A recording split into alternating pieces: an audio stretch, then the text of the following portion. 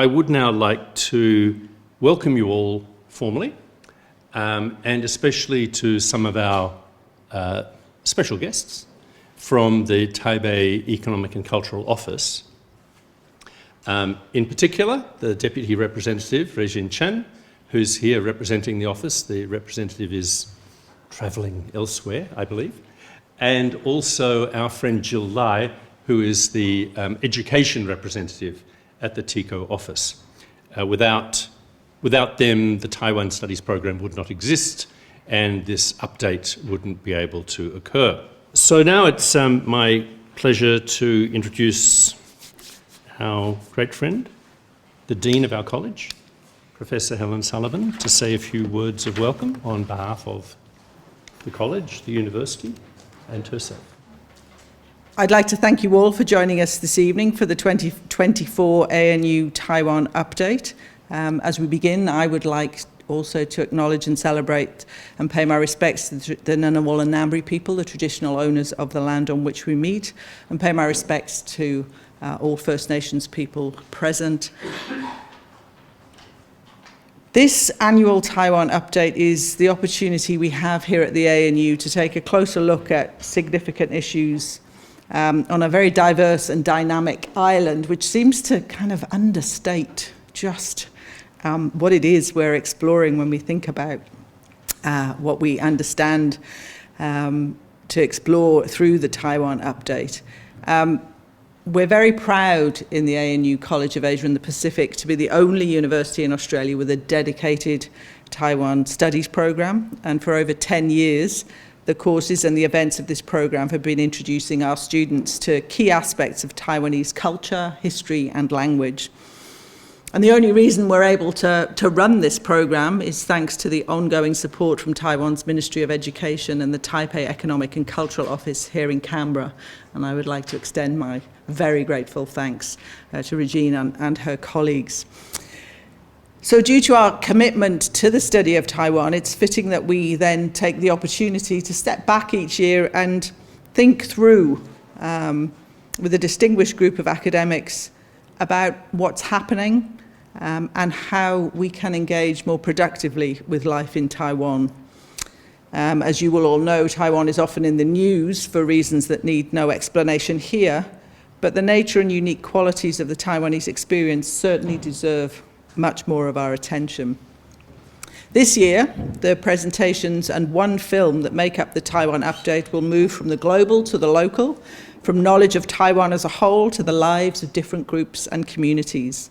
It will consider some issues that frame Taiwan as a whole and internationally, with presentations on new leadership and its likely goals following the presidential elections in January, and the ongoing construction of foreign understandings of the island. The update will also address matters that speak to the challenges of life in a modern and complex society. These include the issues of Indigenous elders and aged care, which is partly why we're here this evening, of migrant workers in the justice system, and of the experience and recollection of youth-led social movements. Through these topics, the update will provide a cross-section of ways to think about Taiwan and the Taiwanese experience. All the issues addressed in the update are particular to Taiwan, but we should not be surprised if they also provide us with new ways to think about other societies, and perhaps with new ways to think about our own. Ultimately, we engage in the study of any place and any society to learn more about others, and in so doing, to learn more about ourselves. And the richness of the Taiwanese experience provides us with so much to reflect upon. So we're incredibly proud, as ever, to host this year's Taiwan update. Before I finish, I would like to pay special mention of the organisers for putting it together.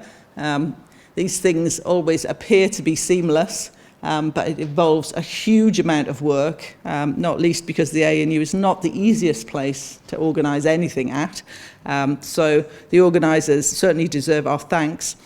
The presenters who have taken time to come to Canberra to share their knowledge, and I would also like to thank all of you for coming along this evening. Thank you and welcome.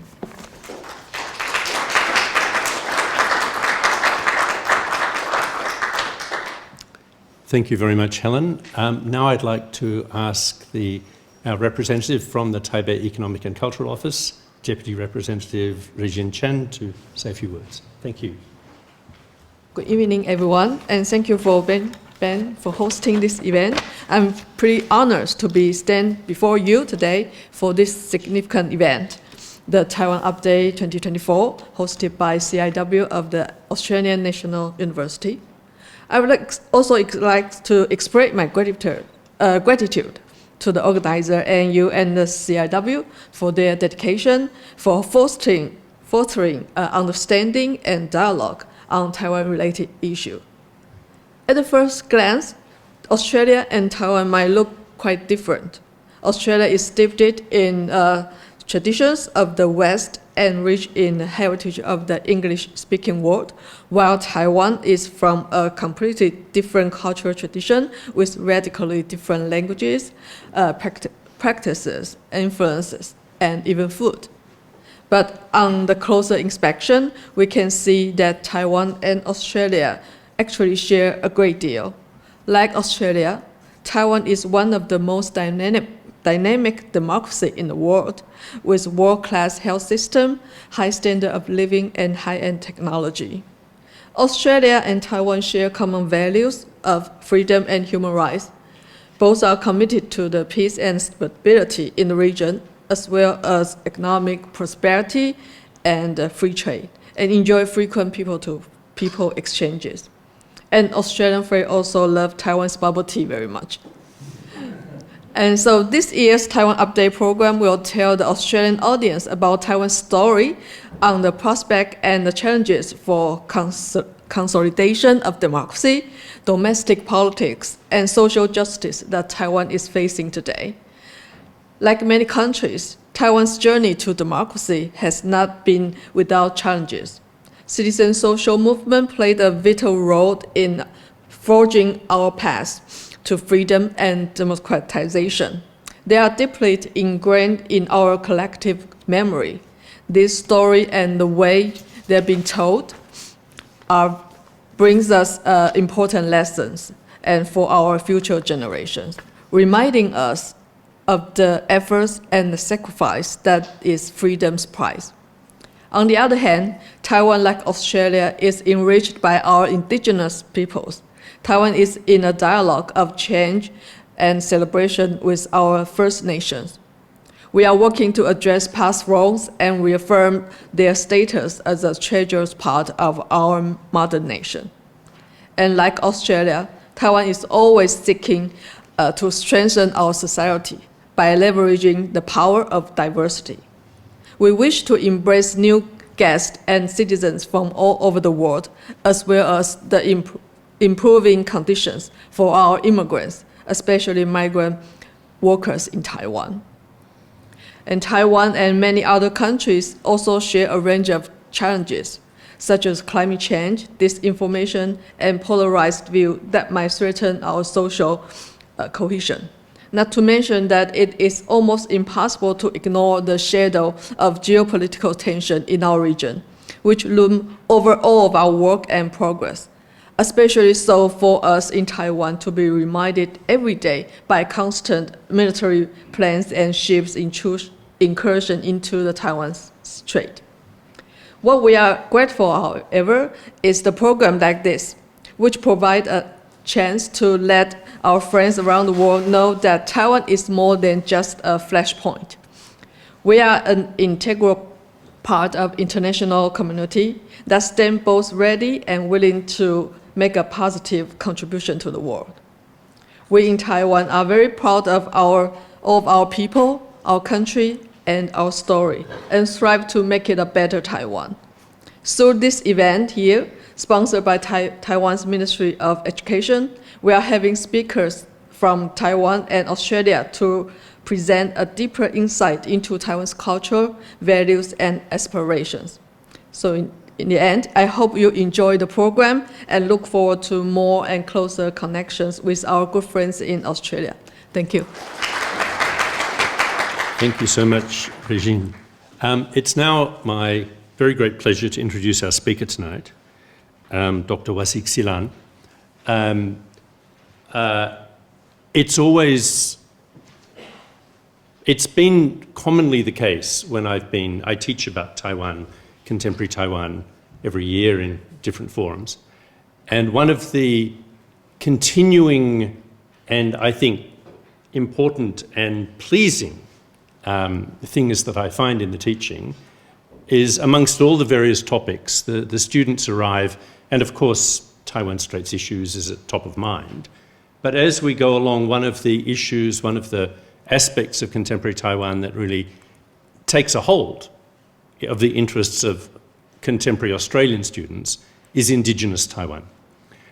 Many of them, on entering the class, frankly didn't know that Taiwan had Indigenous people before they started.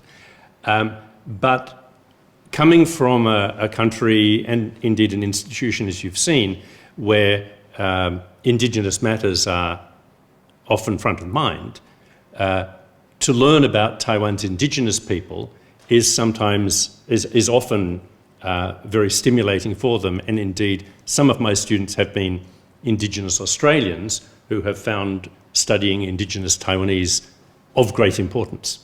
So when we were planning this update, it seemed somehow obvious that the keynote this year should be concerning Indigenous Taiwan. When we were looking for somebody to invite, it became very clear, and I don't want to embarrass Wasiq too much here, that amongst those people in contemporary Taiwan or who think about contemporary Taiwan, one of the most important voices already is Wasiq Silan.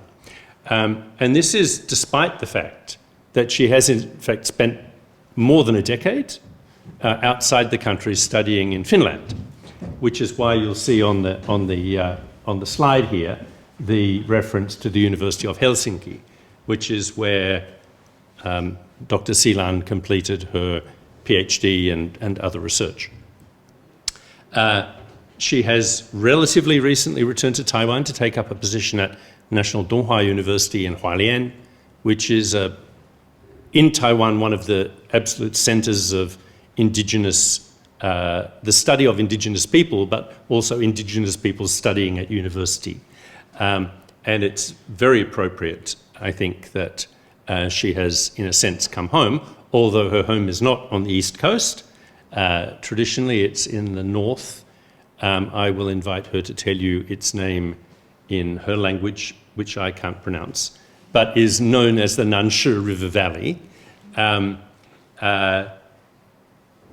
Dr. Silan is a Tayal woman and is going to explain to us tonight some of the practical as well as the more theoretical and analytical ways that she has been thinking about really important issues, similar ones that we face in this country, about social welfare and cultural sensitivity, and how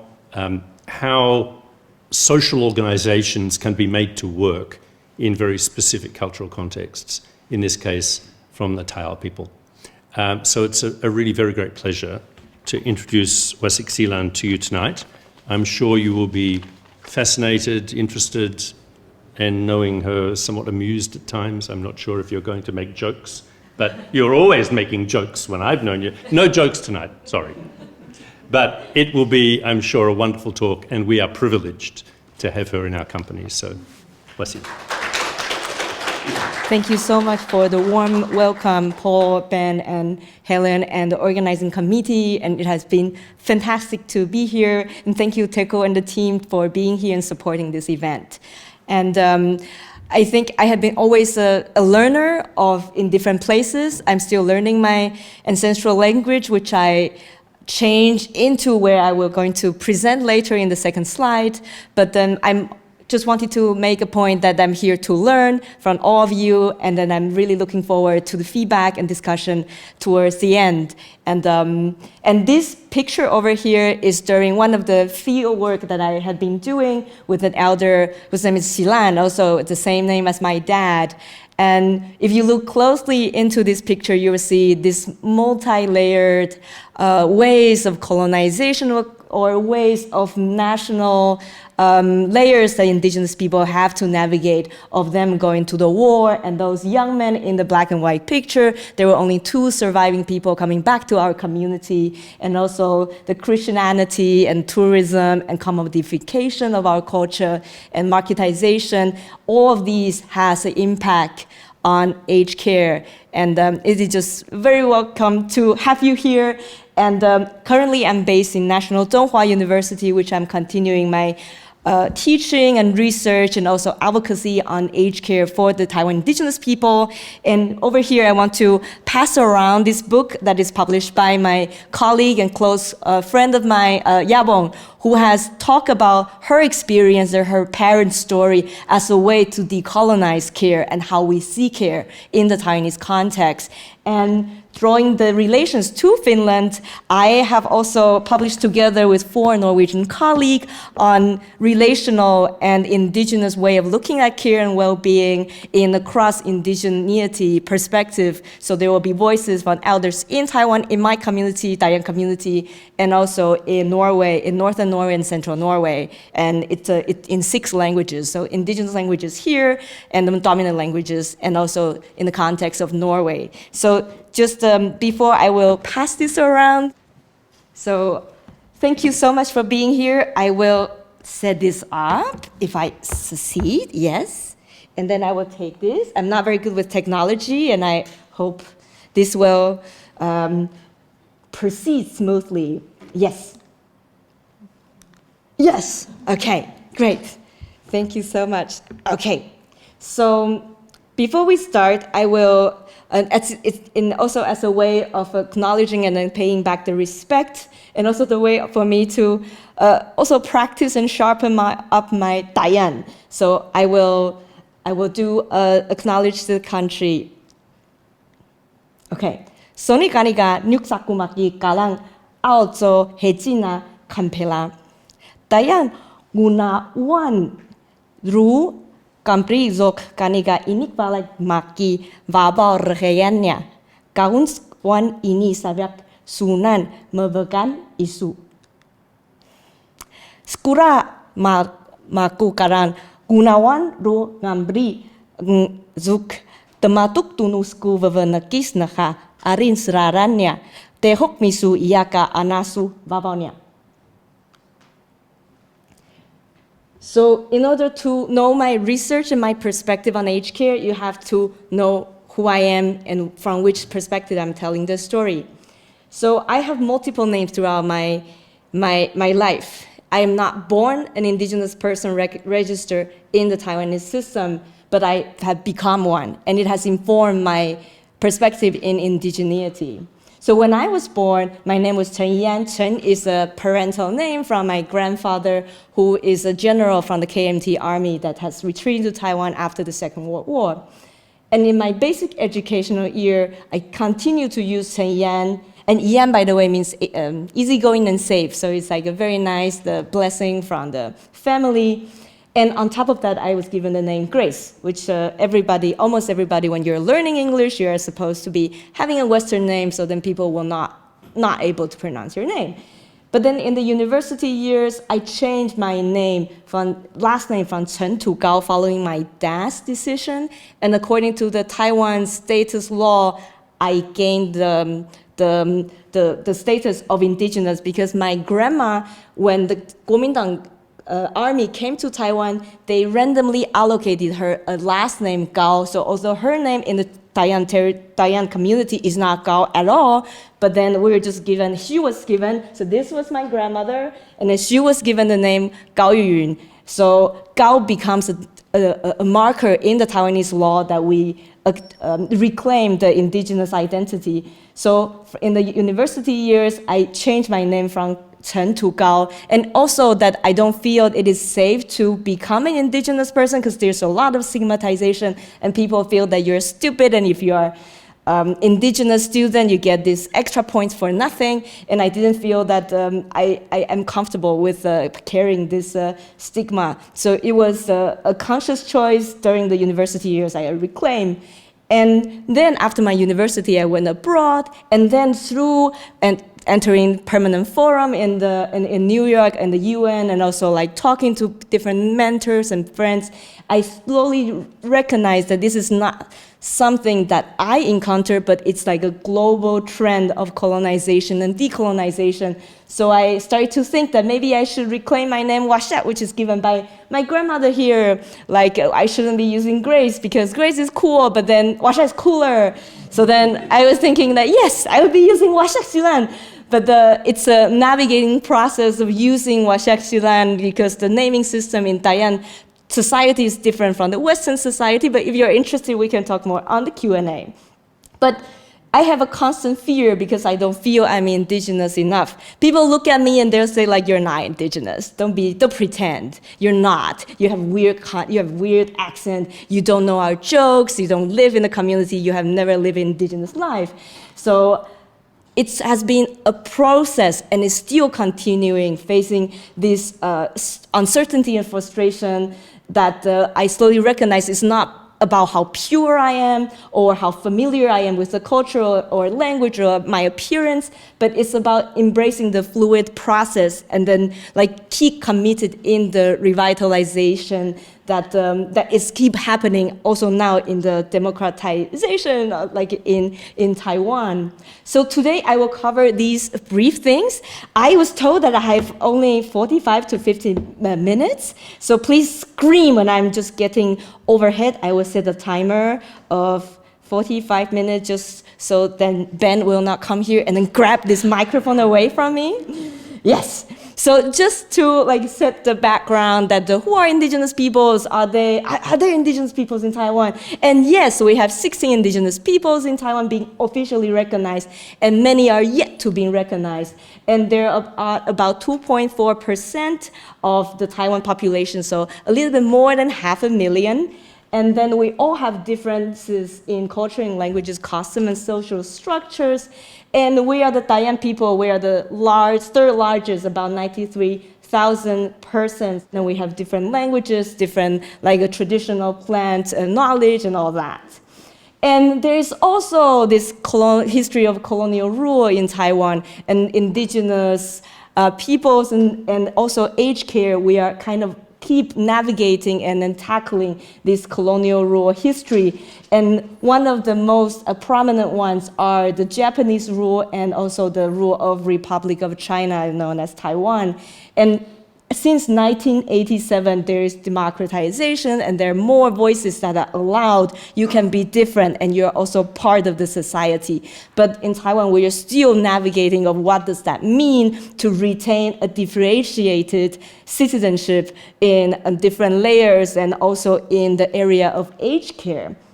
So just to tease out more about what does colonization mean, so on the right-hand side of this slide, you can see that that was in 1912 when the Japanese army came into my village, Ulai, and it was like really early that there's a colonial penetration on indigenous communities. And you can see, okay, there are like different tenets, but what I wanted to bring your attention on is the third point, which is like the imperialism that we experience is about the colonization of knowledge, of whose knowledge system is elevating to be treated, to be taken seriously as an expert knowledge in making different policy decisions. So this kind of colonization or welfare colonization of treating who is the problem maker of like in certain policy area is what we are trying to focus today. And this picture is taken in the Dayan communities in Singapore in the Hsinchu area. And from this picture, I wanted to also emphasize that the colonization in Taiwan is multi-layered.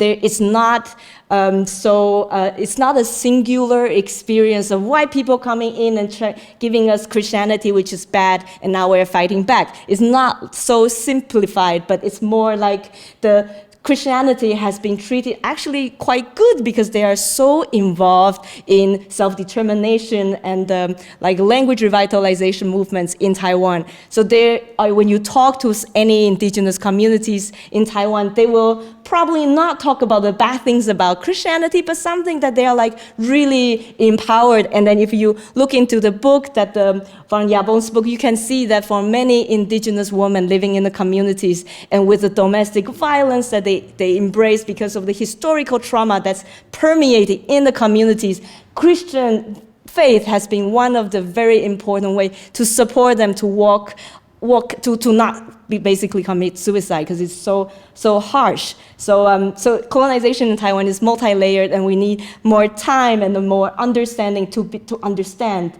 And one thing that we need to talk about is also the loss of ownership of land. So in Taiwan, you can see the green area, indigenous land, and the yellow areas as civilized or national land. And over the years, our land has been taken away, and the policy has been very hostile on us using the land or building things on the land, using different kind of policy language that is not built on our understanding or our knowledge. So these also have a very strong prevalence impact on health and aged care. And my story on aged care actually started with my grandmother and following her into her ancestral village, talking with her childhood friends, which she has not talked to for very long time because of she has been doing the business, like small scale business in the communities, because we are one of the most touristic village in Taiwan. We have like big singing group and dancing group, and then indigenous people will come over to our village to join this company, and then we're all dancing this very authentic indigenous dances to Japanese tourists and like later on Chinese tourists. So she was born towards the end of the Japanese time before the Japanese left, and she grew up and then she spoke the language. Her village has been moved by the Japanese because the Japanese needed the natural resources in her ancestral village. So she was moved, and then she met my grandfather, who was a soldier, like a general from the KMT army, as you can see in the picture below. And then they get married when she was 18, and she has like many children, including my dad. And she has been one of the surviving entrepreneurs that keeps having an ownership of a shop in the high street of Wulai. So all other people, they were originally run by the community members, but then over time, they need cash. The bank took their land away, and other people took their land away, like without them knowing how and why. So we have this survivor mindset. We don't want to make trouble. And it also passed on to my dad and to me. So it has been very privileging to really talk about these unseen challenges of colonization, because this is something that we don't want to make trouble. We just want to follow. But when things are getting really bad, and this is something we need to do. So thank you so much for allowing me to share this story with you, and I'm looking forward to your feedback. So let's start with the aged care stories in Taiwan. So in Taiwan, there is like a big trend of like developing aged care. So as you see here, so Taiwan, right after Japan, has this very rapid growing aged population, and also Australia is there, but then it's not as fast, rapidly aging as Taiwan, but everybody is basically heading the same direction. And you can see here that in the Taiwan's Development Council, they also had this graph basically trying to tell everyone that be careful, this silver tsunami is coming. These people are coming to take the resources, so we need to get ready. You need to find like second work after your retirement and all that. So it's basically treated as a burden to the society, and how the society is going to meet up with this challenge.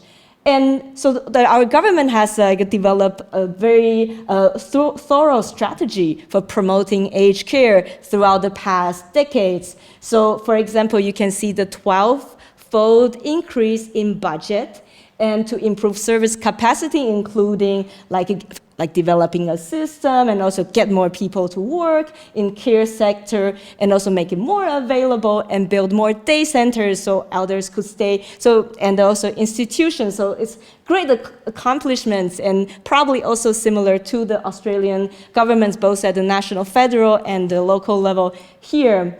And according to the survey, Taiwanese people are very happy with the service provided. So 93% of people 4 years ago, they're very happy because this long-term care has lessened the burden on the family caregivers. But I think this is also very important to emphasize from the indigenous point of view that it is really developed in a certain social lens. So as if you understand like Taiwan's long-term care, it's very heavily influenced by the Chinese historical development of like somehow like Confucianism. If you understand, not completely, but like part of it is very strongly emphasized and then being shaped, including what constitutes as a good family, what is desirable values and cultures and the role of the government, which is that the government is benevolent and then wait there for the families to fulfill their duties, to take care of their own old people. And if it is really dysfunctional, then the family, the government will step in. So then they're really like this kind of a charity mindset of you family deal with your own thing and the government will step in once things get really messy. So that was the cultural roots. So that's how we really get very far in the society that we live today, that we are trying to like shift. But this shift does not happen out of nowhere. So just to elaborate that in Taiwan, so providing long-term care for the aged members, it has long been considered private. You do this within your own family and it's none of the government's business. But however, because of the increase of number of people, especially women who is very heavily involved in care work and the aging society that we talked earlier, that over the recent decades, there's an explosion of people asking for paid services. And also partly due to the prevailing the Confucian feministic ideology and the reluctant politicians that also that there's this increase, but professional home-based care, community-based care are not enough. So rather, since the 1990s, which we're going to watch the film tomorrow about the migrant workers, so in the care landscape, there are more and more migrant care workers from the selected countries coming over to use as care labor. So tomorrow we are talking about like migrant workers in a different sector, but they're also very prominent in the care sector. And in Taiwan, who cares, right? It's very important to know who actually does the job. So in Taiwan, approximately 810,000 people are in need of long-term care. And you see that there are 35% of people using government services, but then you see like 29% people employs migrant care, living carers, and 27% relies on family members, and these are really something that the government wants to change, so that more people moving to the government public funding care, and only about 10% uses institutional care, which is the current President Lai Ching-te wanted to change. He wants to increase the percentage of the institutional care, for example, so the care will go more public and be more available for many people. And another aspect that if we wanted to understand a bigger picture is this institutionalization of long-term care, which it moves from this very reluctant, right? Like from the left-hand side, this residual way of understanding welfare, move all the way towards this marketization and payment mechanism of like paid care, itemized care. So this process of neoliberalization of care is happening in Taiwan a lot. Like it's kind of jump over. So compared to the Nordic experience, it's kind of interesting because there's no care goes public. It goes from residual all the way to the neoliberalization of care can be bought. But then the co-payment is usually so expensive that it does not make any sense for community members. We cannot afford it, and we don't control what kind of care is being provided. So that is the very important thing to keep in mind. And just to give some background information too, like our newly elected and President Lai Ching-te, he has now been commented on what kind of care visions that he has for the long-term care plan 3.0. So we have walked through this 1.0, which is this long-term care services, more diverse, and then we move from 2017 to 2026, which we're currently in, the long-term care 2.0. So the target group who can apply for the government services has been expanded, and there are more items that are being available. So this is all very wonderful, and then a lot of resources has been allocated into this area. But then we are unclear about what kind of services that's going to be provided, especially that is friendly and culturally safe for the indigenous people. Because what we heard so far is that President Lai talked about the overall quality needs to be increased, and the institutional care needs to be more, and it should be more accessible, and the respite care, so family care, will not get so much burden. But then we don't really know so much of the details, so it will be really important to follow up and then learn about in the future. And what we learned so far about the indigenous communities' care is this kind of under the rural lands. So basically service capacity boost has been talked about, if we see it from the discursive lens. So the government needs to provide having a capacity boost, and then it will be the way to achieve medical equality. So according to the government report that's issued last year, but we don't get so much information on this so far. But so the idea about this is that we are, as indigenous communities, we don't oppose this. We're very happy the capacity should be boosted. And over the years during the Tsai Ing-wen administration, the capacity has been boosted and it has been great. So taken this 部落文化健康站, so cultural health station, as an example, you can see that there's a huge boost of this localized indigenous way of delivering this kind of day club services being offered. So it grew from 20 clubs in 2006 and to 520 clubs in 2024. And this has been a very big thing. And then in the indigenous welfare landscape, it has been one of the two main policy highlights of the past government, and also in the landscape of historical and transitional justice.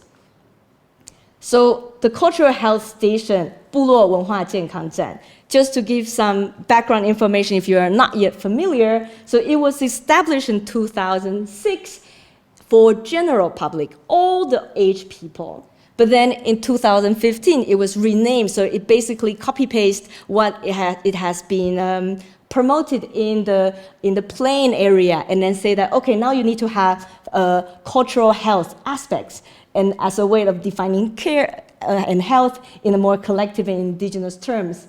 And it provides free services and open to everyone. So basically, you need to have indigenous elders, but if there are elders who are not indigenous but living in the community, of course, the community will not say no, so they'll also come here and have this collective lens of talking and then playing games and do activities together. And as I said before, this CHS, the Cultural Health Station, is one of the two main indigenous social welfare accomplishments that is done by the Council of Indigenous Peoples. And Council of Indigenous People is this very important government body that was established in 1996 to respond to the needs of indigenous peoples, societies, and holistic and health and to respect indigenous peoples. And then also talk to the mainstream government bodies of what indigenous peoples need. But my critique is this, and I might be wrong, but please, I'm looking forward to more dialogue. So the idea is that this idea of a capacity boost might be too narrow. So the narrow is that, for example, as a senior researcher who has been involved in indigenous communities and activism, he has posed this question of is this long-term care, the way that it's designed and it's given, a way of further control, or could it be decolonial, has the potential to be a decolonial So the idea about long-term care might be very different of how the government see care and how the community see care. In the current situation right now, as he pointed out here, that elders is embarking the last journey of life. It should be filled with dignity and accompanied by familiar people. But at the moment, the way that it is implemented, they're going to be isolated and be lonely. And this is not what we want. So just to reiterate, that it's not just a problem of service capacity boost, but it's something more profound. So we don't object service capacity boost, but we want something that's more nuanced, that addresses the colonial history that is happening in Taiwan, and also what the elders really need, which I'll elaborate very fast. Yes. So to put this, I talk about like a decolonial and colonial history. So Taiwan has really being serious about facing the colonial history. So in 2016, the President Tsai Ing-wen has embarked this era of Taiwan's truth and reconciliation. So she has officially apologized to the indigenous people for the wrongs that has been committed by the past government, especially under the totalitarian KMT white terror control. And then we also had this Indigenous Peoples Health Act that includes aged care and how aged care should be developed. And it talks a lot about self-determination in health policies, and people should be able to use this health way to define health and then to develop their own system. So basically, Aboriginal control. So basically, our own interpretation of care. So it's a very progressive law. And today I'm just going to say a disclaimer that probably this is still a long way to go. But we have the legal grounding of promoting indigenous health, and the government should be recognize it and take it seriously. And also in the Article 11 of the same law, you can see that culturally safe care is officially and legally identified in the law. So it really gives this space to elevate indigenous knowledge and also a protection of indigenous identities and cultures. So together with the Indigenous Health Law, Indigenous Language Development Act that recognize indigenous languages as official languages, and Education Act that really push forward for the next generation to reclaim their identities. It's a very promising picture because they really provide key to decolonizing an indigenous community's identity reclamation. But yet, we have a mixed result.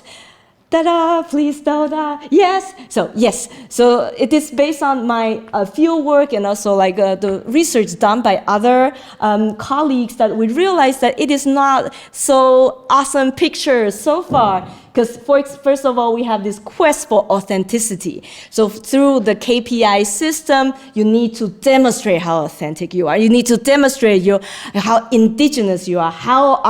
You need to really perform in a way that the evaluators are happy, and then they'll give you grade. And then if you are trying to make trouble, talk about your ownership over river and other things, I'm sorry, then maybe your grade will not get so great. So it's really problematic. And then we have this term of a welfare colonization of privileging the dominant way of understanding care over indigenous knowledge. And also the KPI, and also maybe some people also criticize point 4 that they're saying that all these lead to the cultural health station, they are actually not being designed to respect the living tradition of indigenous culture. So it's like a museum piece, but they don't respect so much on the living culture. So it's basically the colonizer's gaze again on the indigenous people. So we become a social problem because we're making all these noises, which is not great. So this is a picture, for example, during my field work that the elders are asked to fill in. So the idea is that these are the pictures demonstrates the Diane-ness of the authentic Diane, the facial profile, but it has nothing to do with the current living experiences of the elders who has basically lived through this very harsh colonization of you need to abandon your Dayan this identity. So they're asked to draw this, and then they're happy of like coloring because their loved ones are the care workers in the day center, so they don't want to disappoint their like daughter-in-laws. But then at the same time, it is questionable of how much that promotes community priorities and whether this is what's needed for the elders. And also another big problem is this attendance rate. So the attendance rate kind of denied the elder person's sovereignty in terms of like when they have to attend or not. And many people said that it's very annoying to follow this. And at this point, I realized I didn't play the video, but should we play the video just to give people a sense of what is this cultural health station is like? Yes. Sorry, I feel like, yes, this very engaged public, and I feel like, yes, I'm just going to talk. But then there are videos, maybe there are some other ways to see what it is like. So we can play for like half a minute or so. It is shot in Ulai. Yes, so it was shot 4 years ago in the Ulai Wenjianzan, so cultural health station. So as you can see, they're very happy to get together, but then how they need to be transformed into the forms, into the KPIs, is more of a nuanced picture of how to make the state happy and then continue to give the funding, because the funding is approved year by year. So attendance rate is also implemented after my field work. So the government is like really wanted to keep like these people need to work, and then they need to do care, good care defined by whom? By the state. So then they really want to see like, okay, people should be here. But then many people are working outside. They are not just sitting there and do nothing. They need to do for their community. So there are some problems that needs to be solved, and more flexibility and indigenous control needs to be considered. All right. Yes. So why do we need to care about these long-term care services are not culturally safe? Can they just be happy that there is services? Well, but it's really a matter of social injustice that's permeating in the Taiwanese society, and we're in the era of truth and reconciliation. So if we're serious about truth and reconciliation, we shouldn't continue to deny the legitimacy of contextualized care provision in indigenous cultures. So instead of looking at care like this, which is published by the Ministry of Health and Welfare, that you see care is provided to delay decay of people's bodily functions. So it's an inevitable decline of your health, and care is placed in different like items to delay and then support you, but then you're inevitably going to be heading to death, which is kind of a gloomy picture. And but this is how they actually draw in the policy plan. But I feel like we need to see care like this, which is more about it's a circle. Our knowledge and the way that we want to care for the old people and the real needs is like a tree that breathes and grows. So what the cultural health station, it provides us with tools, but it's tools with strings. So these would actually impose a coloniality that's on this like a breathing tree that is going to die away. So what we need of a good care or really culturally safe care is a culturally safe care with self-determination that would actually facilitate this circle of reconciliation, of feeding back to a healthy tree, which is the idea of what is a good care is like. So maybe the policymakers should have a different perspective on care and how people should be placed. And so just echoing my colleague's book from her fieldwork and also her thesis that is adapted into the book, which you might have a chance to look at, that she has asked one of the elders in her community in indigenous Telugu language of what is aged care, what is 长期照顾, in us, in our language or in our concept for the Telugu people. And the elder said to her that for us Telugu, there's no such idea as care for the elderly. 没有照顾老人家. But instead we should follow the elders. We need to respect, we need to hear their teachings, and we need to learn with them, we need to live with them. So it's a very different idea of what care constitutes and what kind of provision that needs to be provided to the elders, or can they be active caring members in the whole equation? So this is really lies in the center of the question. And this is an excellent book, by the way. If you read Chinese, I really recommend this book. 先自己自己再一起一起. So I will touch some brief stories from the Vanagis, which is the word in Taiwan. Vanagis, it comes from the idea is not just like an old person, but it's like an elder with a big E. So the idea is that they are the knowledge bearers, and then we can carry on our life with their experiences.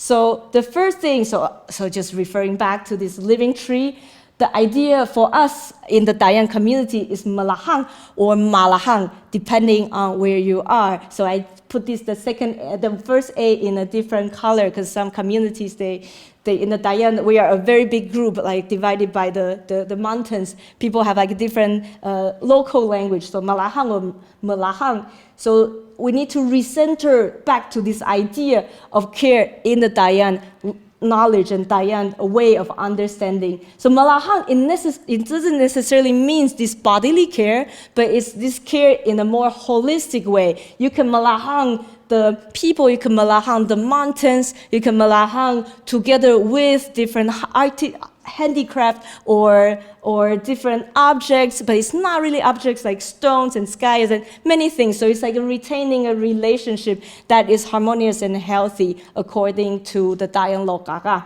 where I will talk later.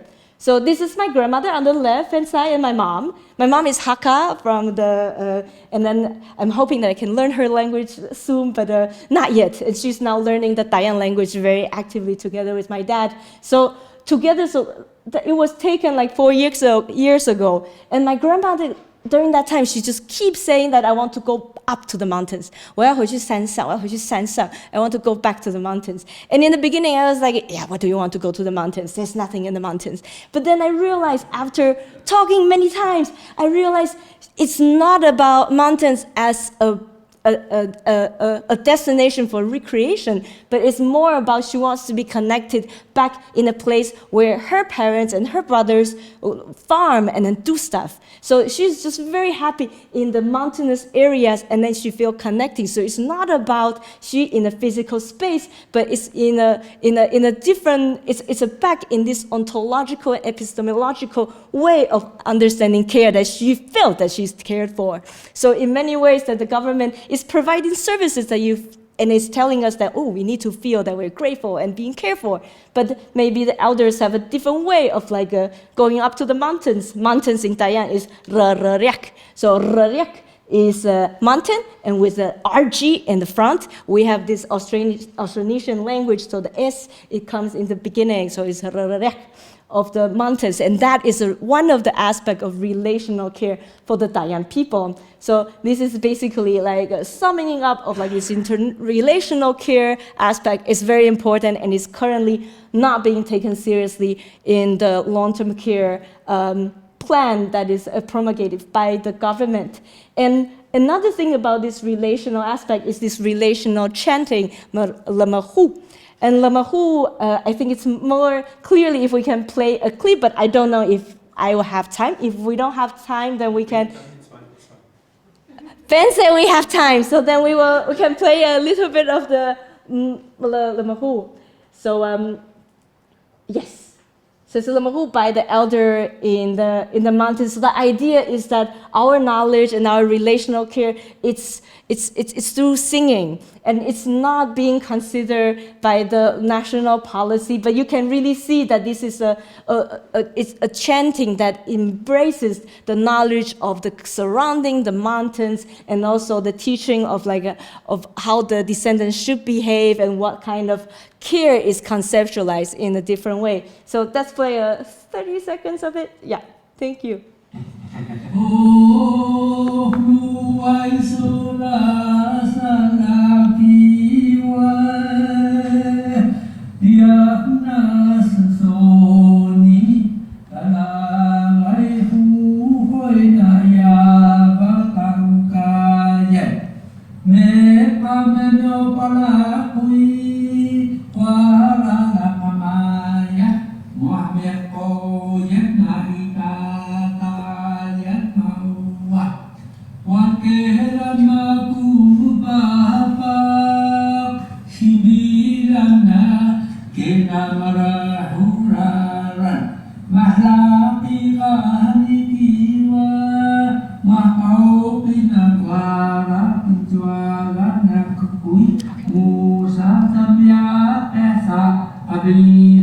Please come into the communities yourself, and then we can walk together into the mountains. It will feel more real, and then because of the lack of time, we're just going to play it until now.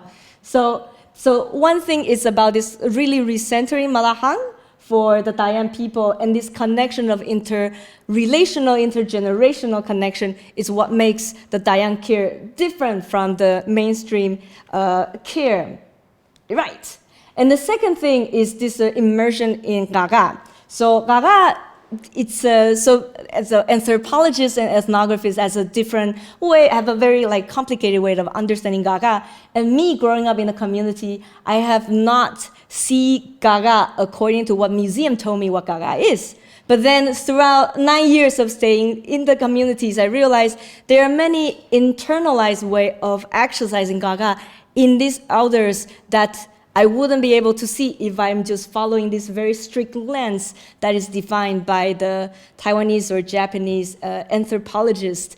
And I hope that I'm having an understanding that is correct, and I'm looking forward to hear what you see.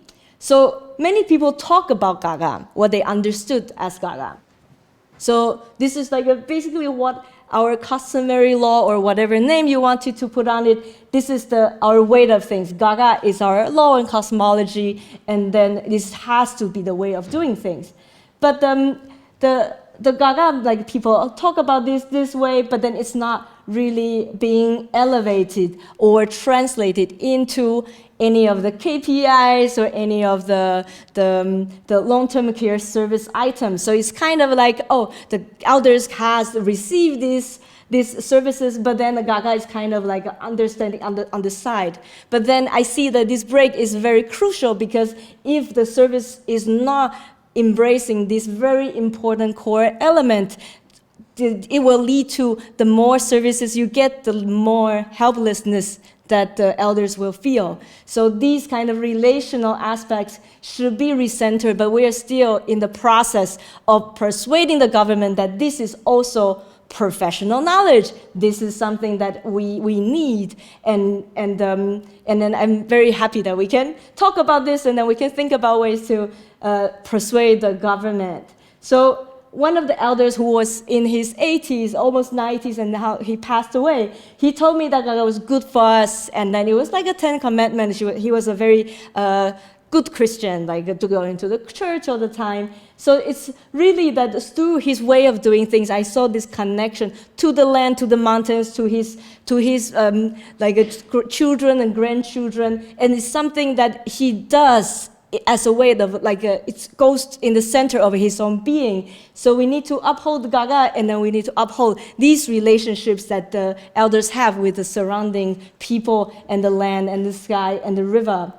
And so to understand this more, I am now involved in this millet project, which I see how millets as a very important corp in our Dayan societies as a land-based relationship that we can really start an eco-care system with the elders. So the intergenerational ties I mean here is that when you're growing millet, you need to involve the whole community, and the elders will come over and tell you the knowledge of the millets. So it is like a chain reaction. So care is not just given to a disabled person, but it has a way of challenging the power dynamic about re-elevating our knowledge that is together on the same page, basically, with the dominant knowledge.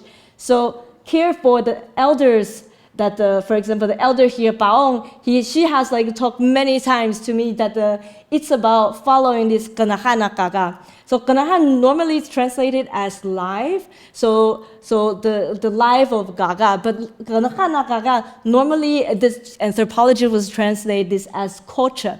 But it's not really culture, but it's more about following this the way that is privileging Gaga. So I don't really know how to translate, but it's about like rebuilding the relationship and having our knowledge system as being taken seriously. And it could happen in the millet, it can happen in the rivers, it can happen by going into the mountains in different ways. But then we need to like kind of advocate, put the advocacy together, so then it will be getting into the national policy that will benefit all Taiwanese. And just before we end, there are emerging challenges that we are facing. So take Indigenous family care service, for example. So this is one of the two important. One is Cultural Health Center, 部落文化健康站. And the second one is this 原住民族家庭服务中心. So what they're doing right now is that they're going to restructure the whole thing in the name of saving money, and then they're going to exclude the indigenous ideas and then put indigenous social workers into the mainstream system. And you can see this, if this happened, the indigenous social welfare net is going to collapse. But this is like, they decide and then they inform us that they're going to do it. So not the other way around. So we are really afraid that this is going to make a big disaster, and then we hope that with more advocacy that we can change this, or not, or really make the state seeing that there is so much to do to honor the rules of democracy. So just to conclude, so I have 3 points. So the first is that to tackle care policy challenges, we should embrace a more contextualized ways of understanding care, such as elevating the indigenous Diane, for example, as an example, ways of knowing and being, so basically onto-epistemology, but it doesn't have to be so complicated. So just to honor what local people need, then listen to them. And the second thing is that the Taiwan's aged care has gone a long way, but what we should see it as that if we are not careful, it may act as a form of colonization if it continues to marginalize indigenous, local, contextualized knowledges. And the third point is also a shout out and a call out for everybody here that the global solidarity is needed. We wanted to really talk about these issues that we're facing, and we hope that we should join hands and talk about what is indigenous led, what is indigenous control, and we can try different ways to work together with the government for a better future. And the small link there is that I engage with students to really go back to the communities and talk with their elders. It's not as professional as what the director tomorrow is going to tell us, these professional videos, but I think it's one of the ways to encourage students in their late teens to really talk to the elders, and this will be like initiating a way of interrelational care. And if you have any ideas, please let me know what you do in your classrooms and then ways to engage with the young people that can go back to developing a good aged care system. So, thank you so much for sitting here, and let's stay in touch. I'm very happy this could be the start of our conversation. And follow me on X or Twitter or any other social media platforms, and let's talk more. Thank you.